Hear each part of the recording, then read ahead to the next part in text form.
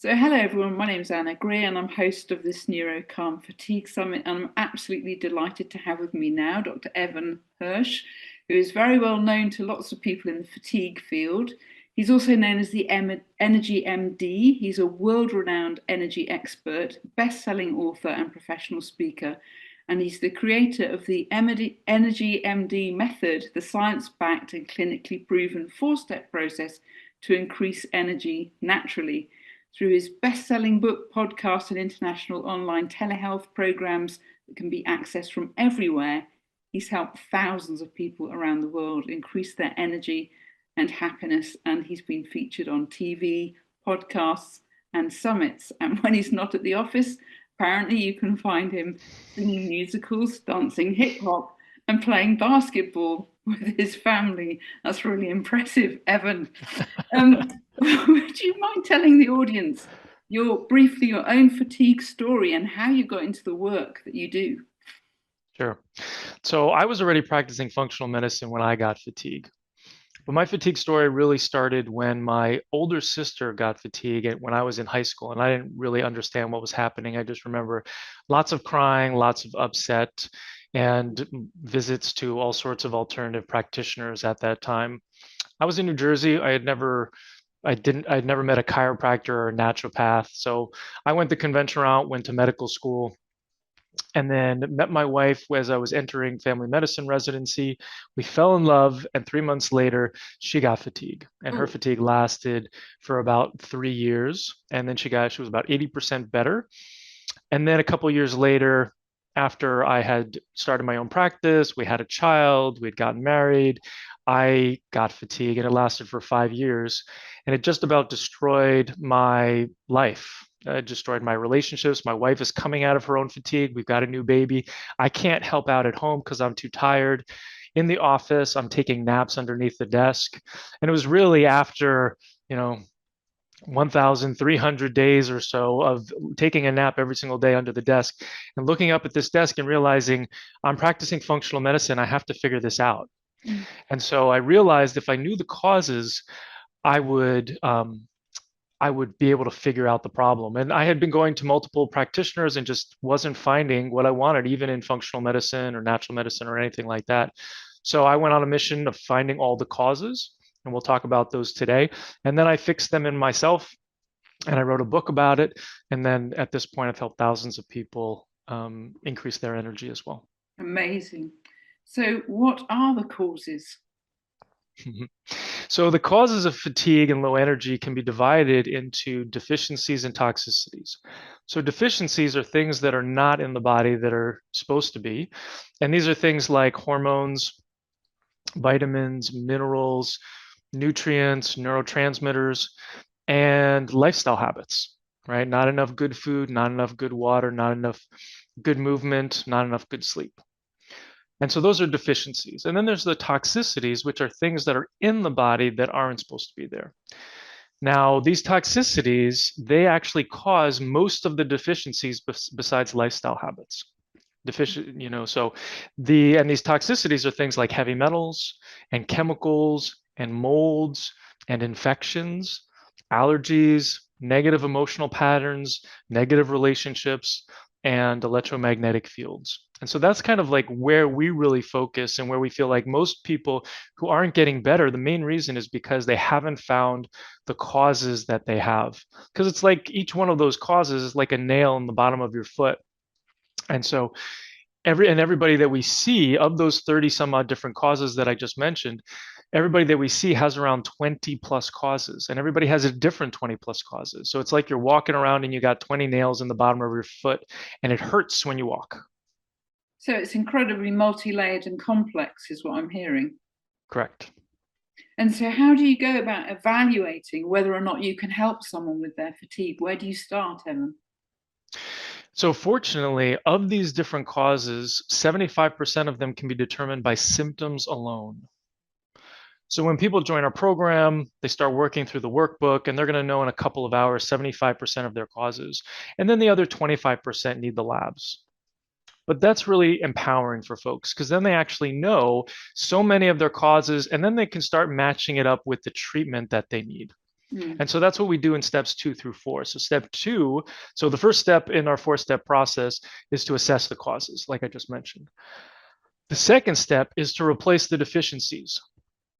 So replacing the adrenals and making sure that they're working right. Adrenals are responsible for managing stress and the immune system and inflammation and blood sugars. Thyroid, everything works better when thyroid is optimized. The mitochondria produces 70 to 90% of our energy, and consequently, they are incredibly important at increasing energy, but then they also help to improve the absorption of hormones as well as the function of the immune system. And we call those the big three: the adrenals, the thyroid, the mitochondria. But then we go through and we replace the vitamins and the minerals. We work on the lifestyle habits. And so that's in step 2, because we want to get people as robust as possible, because removing the toxins in step 4 are stressful and it's hard on the body. And so and plus we also want you to feel as good as you can Yeah. as soon as possible, right? So that you can see that there's actually some method to the madness. And then step 3 is to open up the detoxification or the drainage pathways, the intestines, the liver, the kidney, the lymph, which is the garbage system of the body.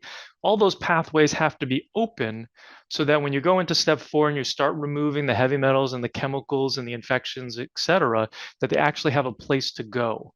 Otherwise, you start to remove them and they go into a different part of the body or back into that same part, and you feel worse.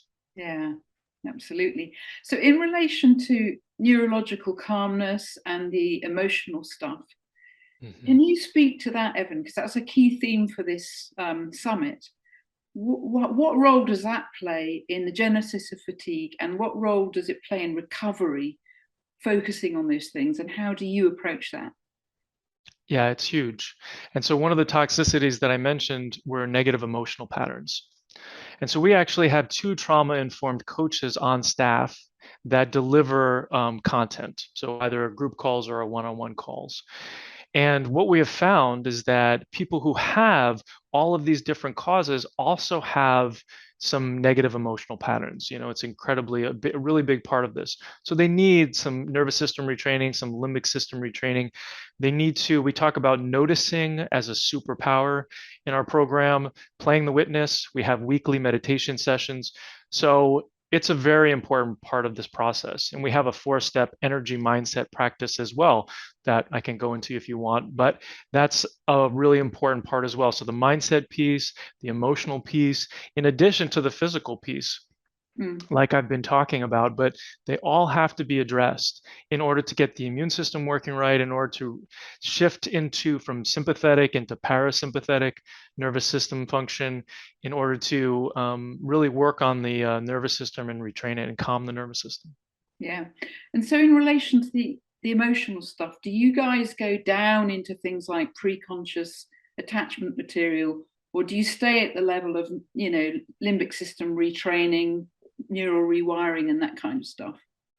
Yeah, it's more on the surface stuff, but it's they're all mindfulness techniques. So our trauma-informed coaches are trained in NARM, NARM, which stands for Neuroaffective Relational Model for Trauma, and Mm, that was created by Dr. Heller.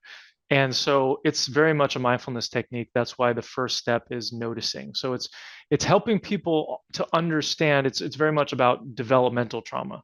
So it's helping people understand the relationship between the patterns that they have now that served them growing up in a family with mom, dad, siblings, whomever, that kept them safe, that no longer serves them. And then how do you unwire or unwrap that so that you can actually create habits and have relationships that do serve you? mm.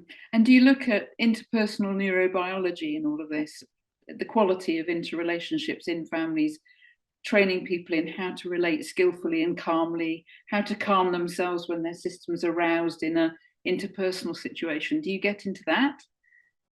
There is some of that, but I wouldn't say that we necessarily get into the neurobiology. Mm-hmm. It's more relational. Yeah, okay, brilliant. And Evan, if there was one thing that you felt that these epidemic of fatigue related conditions was saying to the contemporary world about how we all live, what do you think that message would be? I think the message is toxicity, whether it's emotional or mental or physical toxicity. We are burdened. We are burdened by on all sides. And so from the moment we wake up in the morning, you know, often we've got our phone. Is there social media? Are we into comparison? Are you consuming the news and all that inflammatory stuff? And then, you know, everybody has trauma, whether it's with a big T or a little t. And so, what are the relationships that you're having, and how are they treating you? How are you treating yourself? What does that self talk look like? And then, what are those exposures, whether they're heavy metals, chemicals, molds, or infections? So, it's kind of it's a total body burden sort of experience that we're having right now that is causing this sort of picture of low energy worldwide. So I'm hearing there are quite a few factors that might be thought of as environmental in there. Hmm. Would you link that as well to the environmental stresses on the planet more generally? Do you think that there is a pattern here of us as kind of embodied beings in a world under stress? Do you think that features in the picture that we're seeing?